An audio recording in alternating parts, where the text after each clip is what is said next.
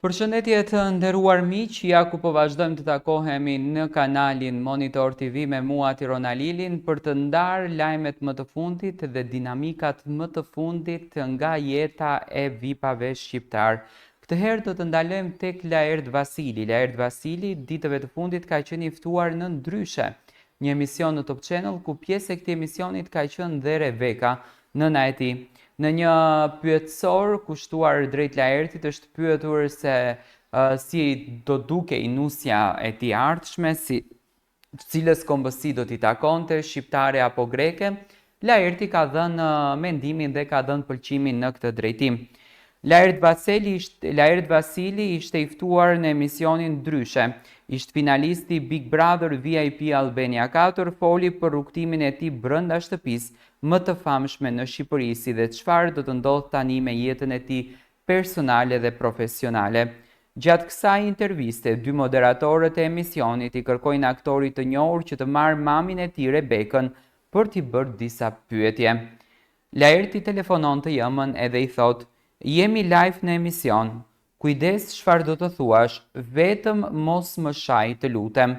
Salsano i thot: "Mami Rebeka, jemi live në Ndryshe, në Top Albania Radio. Sa herë i thua Laertit më sill nuse në shtëpi?" Rebeka i thot: "Asnjëherë." Elona i thot: "Po pse nuk do ta shohësh Laertin me një vajzë në krah?" Rebeka i thot: "Dua që të jetë me një bashkëshorte, të krijoj familje, të bëj fëmijë, por nuk ja imponoj unë. Është e drejta vetëm e Laertit dhe asnjë njeriu tjetër." Salsano: "Me çfarë cilësishe do ti nusen?" Elona thotë: "Si e do nusen, shqiptare apo greke?"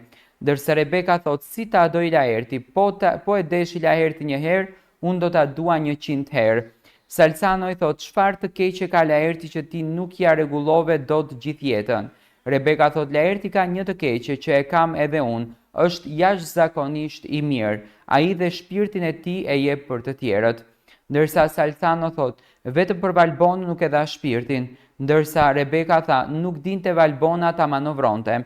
Laerti se Valbona i bërtiste dhe e shante, po si mund t'i jepte shpirtin Laerti në këtë gjendje një vajzës?" Do thënë, siç duket, arritëm të kuptojmë që nënës Rebek i ka ngelit çik hatri nga Valbona, e cila po e shante dhe po përdorte këtë gjuhën denigruese, këtë gjuhën e ulët kundër drejt Laertit.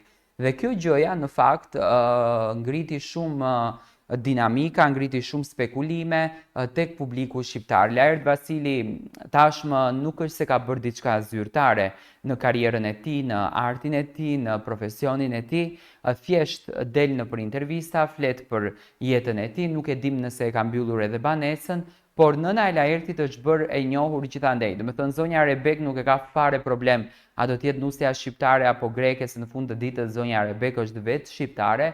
Rëndësi ka që Laerti të jetë i lumtur, Laerti të jetë i gëzuar, ndërsa tek Valbona e la të kuptueshme që një nuse si Valbona nuk e do në shtëpinë e saj.